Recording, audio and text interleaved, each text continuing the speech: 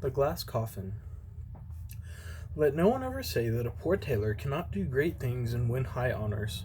All that is needed is that he should go to the right smithy, and what is the most consequence, that he should have good luck. A civil smart tailor's apprentice once went out traveling and came into a great forest, and as he did not know the way, he lost himself. Night fell, and nothing was left for him to do in this painful solitude but to seek a bed. He might certainly have found a good bed on the soft moss, but the fear of wild beasts let him have no rest there, and at last he made up his mind to spend the night in a tree. He sought out a high oak, climbed up to the top of it, and thanked God that he had his goose with him, for otherwise the wind which blew over the top of the tree would have carried him away. After he had spent some hours in the darkness, not without fear and trembling, he saw at a very short distance the glimmer of a light, and as he thought that a human habitation might be there, where he would be better off than on the branches of a tree, he got carefully down and went towards the light. It guided him to a small hut that was woven together of reeds and rushes. He knocked boldly. The door opened. By the light which came forth, he saw a little hoary old man who wore a coat made of bits of colored stuff sewn together. "Who are you, and what do you want?" asked the man in a grumbling voice. "I am a poor tailor," he answered, whom night has surprised here in the wilderness, "and I earnestly beg you to take me into your hut until morning." "Go your way," replied the old man in a surly voice. "I will have nothing to do with tramps. Seek for yourself shelter elsewhere." Having said this, he was about to slip into his hut again, but the tailor held him so tightly by the corner of his coat, and pleaded so piteously, that the old man, who was not so ill-natured as he wished to appear, was at last softened and took him into the hut with him, where he gave him something to eat, and then offered him a very good bed in a corner. The weary tailor needed no rocking, but slept sweetly till morning, but even then would not have thought of getting up if he had not been aroused by a great noise. A violent sound of screaming and roaring forced its way through the thin walls of the hut. The tailor, full of unwonted courage, jumped up, put his clothes on in haste, and hurried out. Then close by the hut he saw a great black bull and a beautiful stag, which were just preparing for a violent struggle. They rushed at each other with such extreme rage that the ground shook with their trampling, and the air resounded with their cries. For a long time it was uncertain which of the two would gain the victory. At length the stag thrust its horns into the adversary's body, whereupon the bull fell to the earth with a terrific roar, and was finished off by a few strokes from the stag. The tailor, who had watched the fight with astonishment, was still standing there motionless, when the stag, in full career, bounded up to him, and before he could escape, caught him up in his great horns. He had not much time to collect his thoughts, for it went in a swift race over stock and stone, mountain and valley, wood and meadow. He held with both hands to the end of the horns, and resigned himself to his fate. It seemed to him just as if he were flying away. At length the stag stopped in front of a wall of rock, and gently let the tailor down. The tailor, more dead than alive, required some time to come to himself. When he had in some degree recovered, the stag, which had remained standing by him, pushed its horns with such force against a door in the rock that it sprang open. Flames of fire shot forth, after which followed a great smoke, which hid the stag from his sight. The tailor did not know what to do, or whither to turn in order to get out of this desert and back to human beings again. Whilst he was standing thus undecided, a voice sounded out of the rock, which cried to him, "Enter without fear, and no evil shall befall you." He hesitated, but driven by a mysterious force, he obeyed the voice and went through the iron door into a large and spacious hall, whose ceiling, walls, and floor were made of shining, polished square stones, on each of which were carved signs which were unknown to him. He looked at everything full of admiration, and was on the point of going out again, when he once more heard the voice which said to him, "Step on the stone which lies in the middle of the hall, and great good fortune awaits you." His courage had already grown so great that he obeyed the order. The stone began to give way under his feet, and sank slowly into the depths. When it was once more firm, and the tailor looked around, he found himself in a hall in size which resembled the former. Here, however, there was more to look at and to admire. Hollow places were cut in the walls, and in which stood vases of transparent glass and filled with colored spirit or with a bluish vapor. The floor of the hall On the floor of the hall, two great chests stood opposite each other, which at once excited his curiosity. When he went to one of them, he saw inside it a handsome structure like a castle, surrounded by farm buildings, stables, and barns, and a quantity of other good things.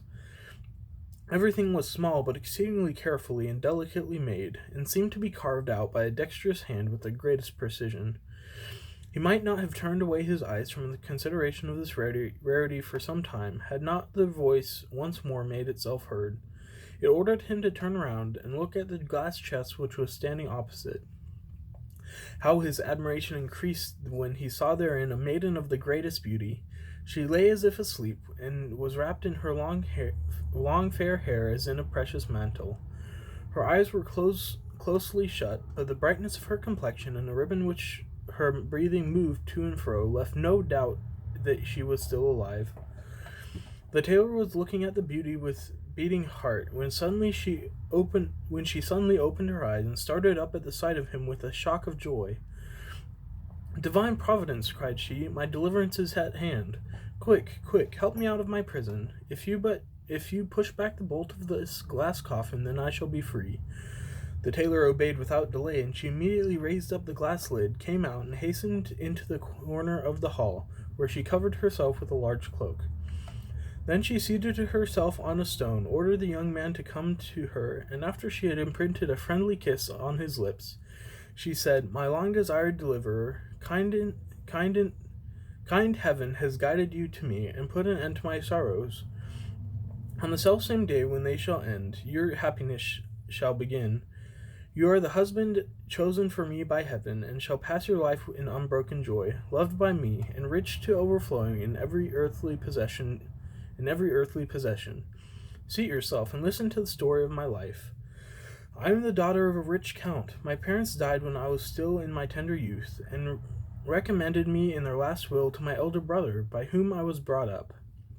We loved each other so tenderly, and were so alike in our way of thinking and our inclinations, that we both embraced the resolution never to marry, but to stay together to the end of our lives.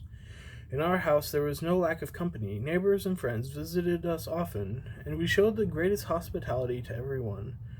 So it came to pass that one evening a stranger riding to our castle, and under pretext of not being able to get on to the next place, begged for shelter for the night.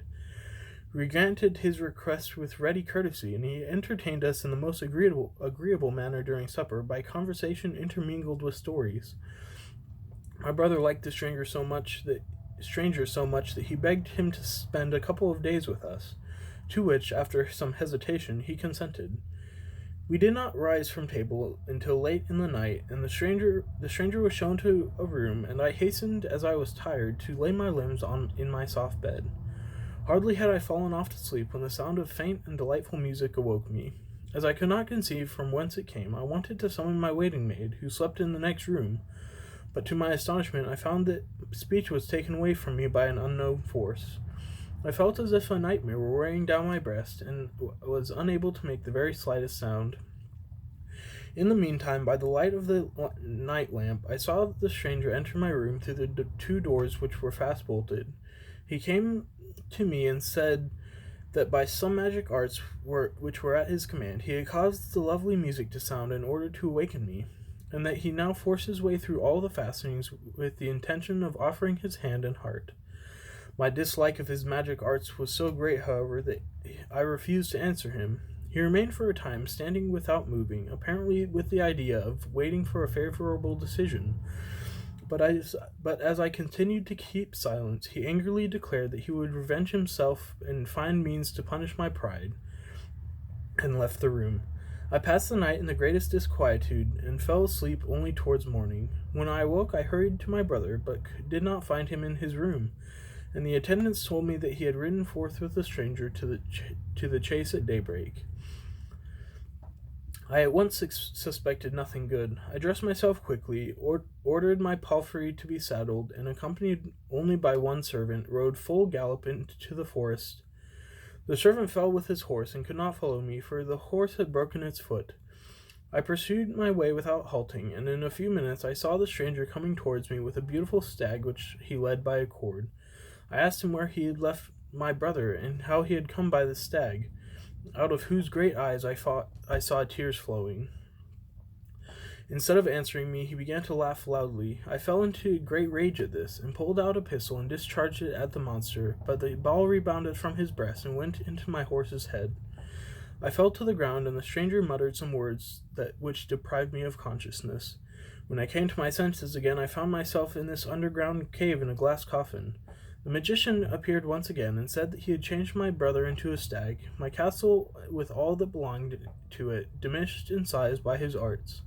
He had shut up the other in a glass chest, and my people, who were all turned into smoke, he had confined in glass bottles. He told me that if I would now comply with his wish, it would be an easy thing for him now to put everything back in its former state, as he had nothing to do but open the vessels, and everything would return once more to its natural form. I answered him as little as I had done the first time. He vanished and left me in my prison, in which a deep sleep came on me. Among the visions which passed before my eyes, the most comforting was that in which a young man came and set me free, and when I opened my eyes today, I saw that you, and beheld my dream fulfilled. Help me to accomplish the other things which happened in these visions. The first is that we lift the glass chest in which my castle is enclosed onto that broad stone. As soon as the stone was laden, it began to rise high with the maiden and the young man, and mounted through the opening of the ceiling into the upper hall, from whence they could easily reach the open air. There the maiden opened the lid, and it was marvelous to behold how the castle, the houses, and the farm buildings which were enclosed stretched themselves out, and grew to their natural size with the greatest rapidity. After this, the maiden and the tailor returned to the cave underneath the earth, and had the vessels which were filled with smoke carried up by the stone. The maiden had scarcely opened the bottles when this blue smoke rushed out and changed itself into living men, in whom she recognized her servants and her people. Her joy was still more increased when her brother, who had killed the magician in the form of the bull, came out of the forest then towards them in his human form, and on the selfsame day the maiden, in accordance with her promise, gave her hand at the altar to the lucky tailor.